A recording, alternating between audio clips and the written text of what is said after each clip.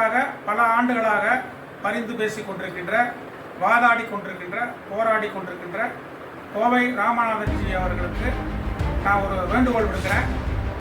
அனைத்து பிராமணர் சங்கம் இன்று சென்னையில் அகில பாரத மக்கள் கட்சி மற்றும் ராஷ்டிரிய சனாதன சேவா சங்கம் பிராமின்ஸ் அசோசியேஷன் நிறுவன தலைவர் DRS ராமநாதன் ஜி அவர்களை பம்மல் திரு ஸ்ரீனிவாசன் அவர்கள் சந்தித்து அனைத்து பிராமண சமூகத்தையும் ஒன்றிணைத்து சமுதாய முன்னேற்றம் மற்றும் பாதுகாப்பு போன்றவற்றிற்காக ஏற்பாடு செய்ய வேண்டும் என்ற கோரிக்கையை முன்வைத்து மரியாதை செய்தார்கள்.